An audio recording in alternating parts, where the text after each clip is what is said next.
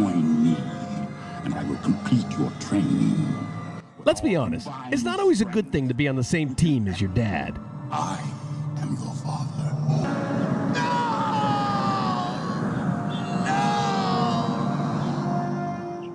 But we found one father-son duo, 13-year-old Axel and his dad Chip, that are proven to be a real force on the pickleball court. And when they offered to join Alex and I to help analyze one of their points, well, there was only one thing to say.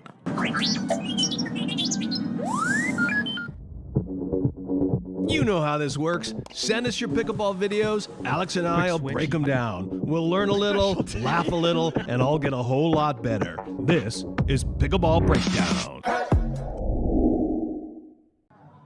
All right, let me set this up for you. That's Chip and 13-year-old Axel in the far court, and Dave and James here in the near court.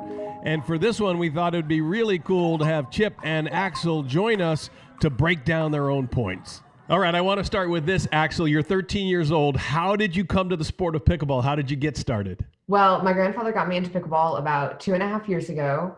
And it started out as just a summer thing, but once we started to find places to play, I started to play more and more and more. And about 6 months later, I got my dad into it, and we started playing together multiple places around San Antonio and Austin.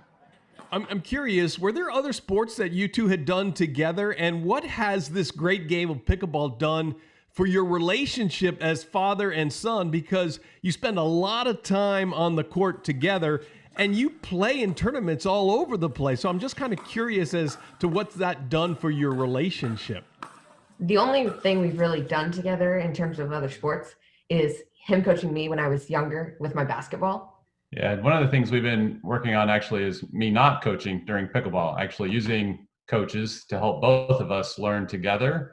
And yeah, being a dad on the court, right, versus being a partner can certainly be a mental game for both of us. But we've really worked to stay partners on the court, and then leave coaching to other folks and just helping each other, in between games or after matches. Yeah, and I remind him every time we're getting on the court, he's earned everyone's respect all on his own, right? He stands, right, even with me as a pickleball player, there's no doubt. You know, the first thing that stands out to me as I watch this play is, Axel, you have really soft hands and a really strong dinking game. Very confident. You can tell when people tense up when they're dinking, and they tend to leave it high, and that's where errors come in. But to me, Axel's composure and just really steady and fluid, that was really cool to see. I mean, from anybody, but especially from a 13-year-old. How many hours a week do we practice backhand dinks? A lot. So we're fortunate enough that Axel has been able to get an exemption from his school to play pickleball, since it's not offered in the school system. And so we have, basically an allotment of hours during school hours that he can play pickleball and practice pickleball. So we spend quite a few hours on the court each week and try and pick something new every month to really focus on. And backhand dinks has been a recent one, because obviously everybody sees a lot of those. I wonder if I can get my job to give me an allotment like that. I keep going back to my work also and saying, hey, how come we don't have a pickleball program now? Not long after that, there's this lob, and Axel, you do a really nice job of chasing it down and then positioning yourselves on the court.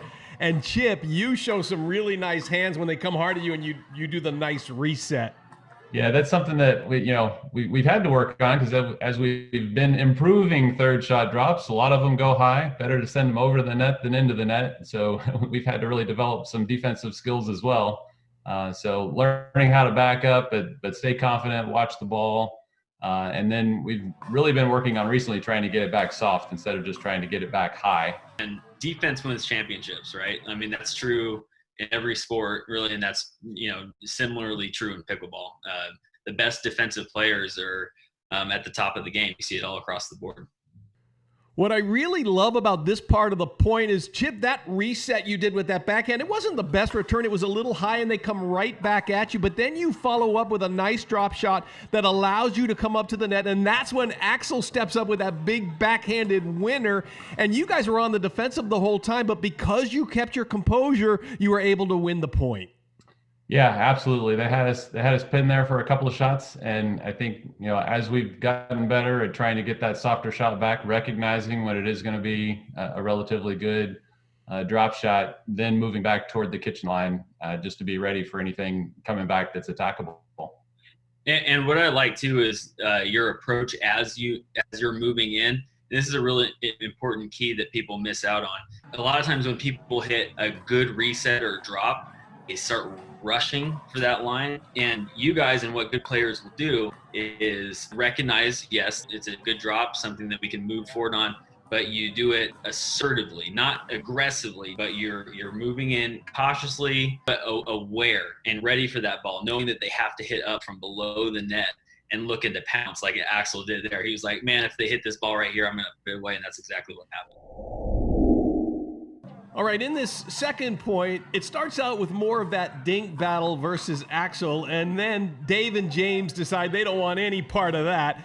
So they try to lob over your head, Chip, and you say you don't want any part of that, and you get it back. And then one of the things I find interesting here is, Axel, you actually take a couple of steps back, and you don't seem to be in any rush to get back to the line. What's going on there? I really have the mindset of, even if it goes high or low, it might still come back with some power. And so if I'm all the way up or in no man's land moving up and they get a good shot at my feet, I have a low chance of getting that back. So I usually tend to stay back a little bit longer than I probably should, just to be able to move around the ball and get it if it comes lower than I would expect or want it to. And I do eventually try to progress up to the kitchen line. Sometimes I see my dad moving up there, and so I'm just like, oh, I need to get a move on, start to move more. So he is definitely a good reminder of that. And what he really wants to say is he doesn't always trust my drop shot. That too. We've talked about this before, I believe, but that kind of stagger that you want with your partner. If you notice, most of your guys' shots are focused more over towards Dave's side. So I don't mind Axel's positioning there being a little bit behind, because then you have that stagger that we like to cut off that middle. You go in front and behind. And to your point, Frank, you're right. I don't typically see a lot of lobs. If somebody's going to lob us, they're going to lob over Axel. And we've actually been working this has been our focus this month, is working on lob strategy. And technically, whoever it goes over, it's the other person's ball, is kind of how we've learned, just from an angle perspective and the ability to see it and get to it quicker. So that first one I let go, and obviously he picked it up and did a great job. But depending on the height, if I feel like it's a good attackable ball, then I'll go ahead and take a swing at it. Hey, so Axel, let me ask you, this is something I do a lot myself. You moved around your backhand to hit that forehand towards the end of the point, right? And you did the 1-2 punch, the setup with your forehand. When you decided to go at James there and speed that up and run around your backhand and hit that forehand and kind of handcuff him a little bit, is there something you're looking for in that instance? Every once in a while, I do like to go to the other person if I've been dinking with one person. And most of our games were dinking to Dave more than James. And so every once in a while, testing to see if they're asleep is a good idea. He wasn't asleep. What was going through my head was, let's test them, see what they'll do with it. And what they do with it, we can react and change what we're doing. So that's well said, Axel. Alex, to you, they tested James, and James passed the test. So what should have Axel done? He didn't pass the test. No, Axel got what he wanted. He generated the pop-up. He got the pop-up, and he just missed the next shot. But that's no big deal. And to me, that's a win for Axel, because that's, he got exactly what he was hoping for. The last shot, my head definitely wasn't in the right place there, and I just swung at it, and it went out, and I did not feel good about it. Dude, that's just something that's going to happen. It's just going to happen. We get carried away, or we get excited or whatever. One thing that I'm really big on is keying in on those mental errors and trying to eliminate those. Physical errors are just going to happen. You're going to miss shots. You're going to have those ones that you want back. So, Chip, you could really tell on this point that you guys are comfortable and confident with each other as partners. And even though you didn't win this point, you can really see that as the way you play together here so well. And I take it that that comes from spending so much time together on the court, not just because you're father and son. Yeah, certainly a lot of court time together, I think, plays a factor in that.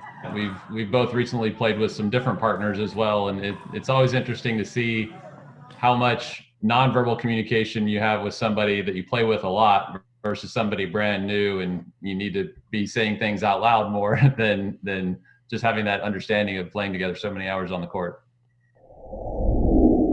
All right, let's move on to the third and final play with you guys. Now, on this shot here, Chip, you decide to go with the third shot drive right to Dave on the left-hand side. Now, Alex will tell you should have gone to James right in front of you.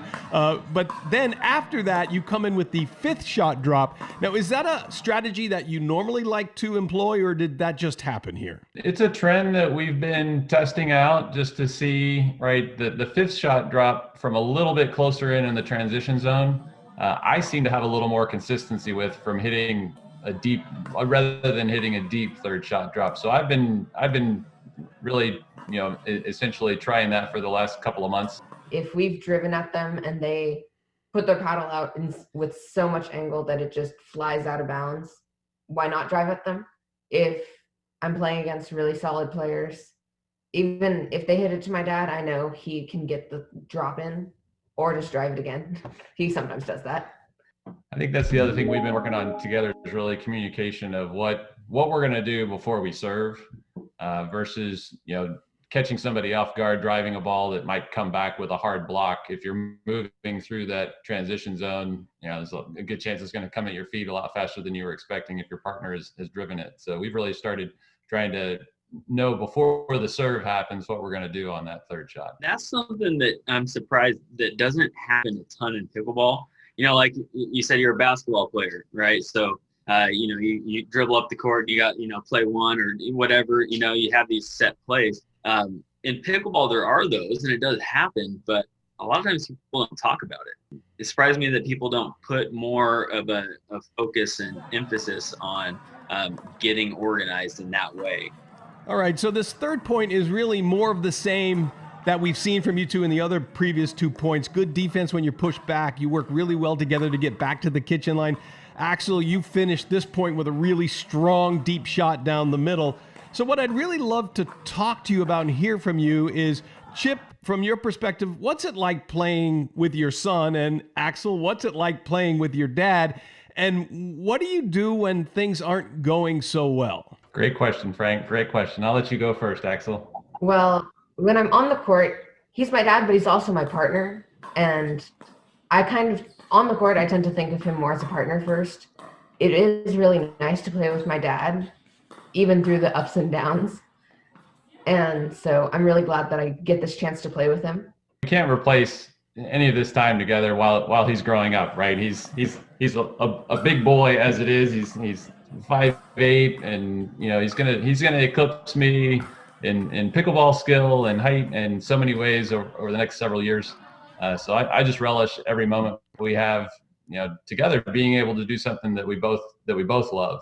There are tense moments, no question about it. When you have a father-son relationship, there's expectations that grow over time, certainly. So every time I miss one of those smashes that I should hit in, I know the look, right, is coming, and I know I didn't live up to expectations.